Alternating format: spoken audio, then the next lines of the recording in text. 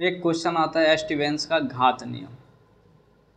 आइए और इस क्वेश्चन को देखते हैं। अक्सर जो क्वेश्चन है ये एग्जाम में पूछे देता है, तो फिर सबसे पहले ज़रूरी है कि इस क्वेश्चन को बेहतरीन तरीक़ा से देखना, ताकि दोबारा आपको कोई परेशानी ना हो। जब ये ऐसे क्वेश्चंस आएँ तो आप आसानी से इनका उत्तर लिख सकें। और याद रखिएगा, ये जो क्वेश्चंस हैं इनसे ऑब्जेक्टिव क्वेश्चंस बहुत ज़्यादा बनते हैं। तो जब अभी हम वीडियो पूरा जब तक देखेंगे तब तक के याद कई सारी चीज़ें आपको होनी चाहिए। फेकनर के नियम में कई लोगों ने भिन्न भिन्न ढंग से परिवर्तन किया है। स्टीवेंस द्वारा किया गया परिवर्तन काफ़ी महत्वपूर्ण है, जिसे हम स्टीवेंस का घात नियम भी कहते हैं। वेबर तथा फेकनर के नियम की व्याख्या का आधार श्रेणी निर्णय विधि है, जिसमें व्यक्ति को उद्दीपक दिए जाने के बाद उत्पन्न संवेदन को पहले से बने श्रेणियों, यानी जैसे कि श्रेणी 1 या फिर हल्का वजन संवेदन के लिए बनी श्रेणी 5 यानी सबसे भारी वजन के लिए बनी श्रेणी, और बीच की श्रेणियां जैसे 2, 3, 4 में छांटना होता था। स्टीवेंस ने इस विधि को अस्वीकार कर इसके जगह दूसरी विधि का प्रतिपादन किया, जिसे जिसे मात्रा आकलन विधि कहा गया। स्टीवेंस का विचार था कि श्रेणी निर्णय विधि द्वारा संवेदन की व्याख्या करने में कुछ अप्रत्यक्ष तथा व्यक्तिनिष्ठता का तत्व आ जाता है, परंतु मात्रा आकलन विधि में तत्वों का समावेश नहीं हो पाता है।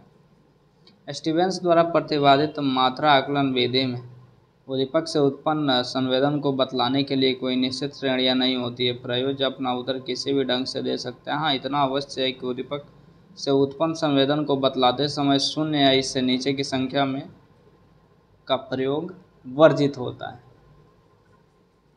मात्रा आकलन विधि का एक उदाहरण इस प्रकार है। मान लिया जाए प्रयोगकर्ता विभिन्न वजनों से उत्पन्न संवेदन का अध्ययन मात्रा आकलन विधि द्वारा करना चाहता है। ऐसा करने के लिए वह सबसे पहले मानक उद्दीपक प्रयोग को उठाने के लिए देगा। मान लीजिए मानक उद्दीपक का भार 100 ग्राम है और उसका मान 10 है। अब इसके बाद उसे कहा जाएगा कि उन्हें कई भार उद्दीपक एक एक करके दिया जाएगा।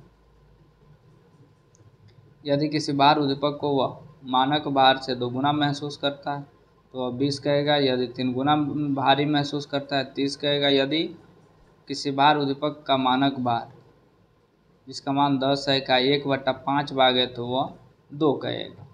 परंतु वह यदि किसी भी उद्दीपक का जो निर्णय है वो शून्य नहीं होगा।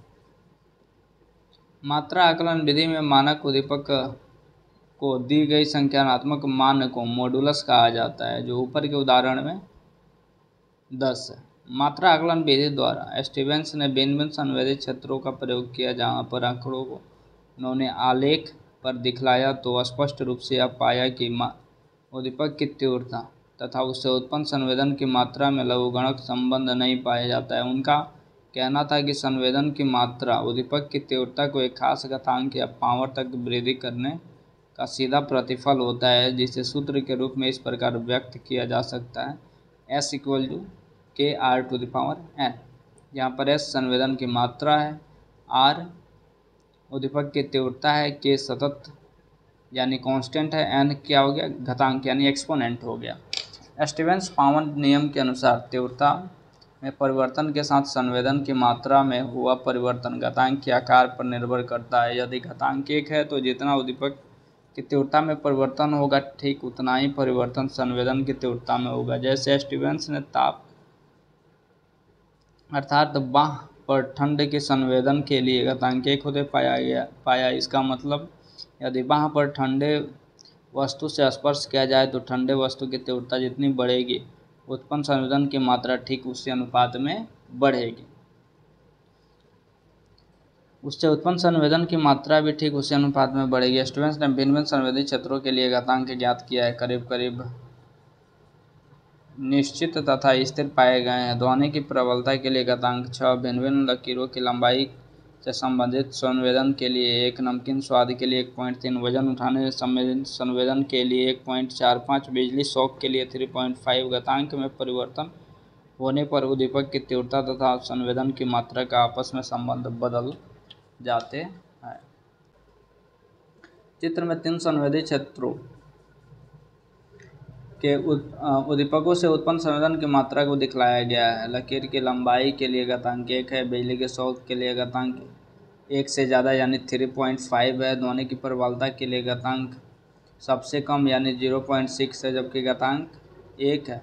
तो घात फलन रेखीय होता है। इसका मतलब यह हुआ कि जितनी इकाई उद्दीपक की तीव्रता बढ़ती है या घटती है, ठीक उतनी ही इकाई संवेदन की मात्रा बढ़ती है या घटती है। परंतु जब घातांक 1 से कम हो जाता है, जैसे ध्वनि की प्रबलता में होता है, तो घात फलन का वक्र नीचे की ओर अवतल हो जाता है। इसका मतलब यह हुआ कि उद्दीपक की तीव्रता जैसे जैसे बढ़ेगी, वैसे वैसे समान संवेदन उत्पन्न करने के लिए उद्दीपकों में बड़ा परिवर्तन की जरूरत होगी। उसी तरह से जब घातांक 1 से अधिक होगा तो घात फलन से संबंधित ऊपरी दिशा में अवतल हो जाता है। इसका मतलब यह हुआ कि उद्दीपक यदि तीव्र अवस्था में है और उसमें यदि 10 इकाई की वृद्धि होती है, तो इससे उत्पन्न संवेदन उससे काफ़ी अधिक मात्रा में बढ़ जाती है। परंतु यदि उद्दीपक तीव्र अवस्था में न होकर कमज़ोर अवस्था में होती है, तो वहीं 10 इकाई की वृद्धि से उत्पन्न संवेदन में उतनी वृद्धि नहीं होती है। ये था हमारा स्टीवेंस का घात नियम। और जैसा कि आपने चित्र में देखा है, उम्मीद है कि आपको काफ़ी सारी चीज़ें समझ में आ गई होगी। फिर मिलते हैं नेक्स्ट वीडियो के साथ।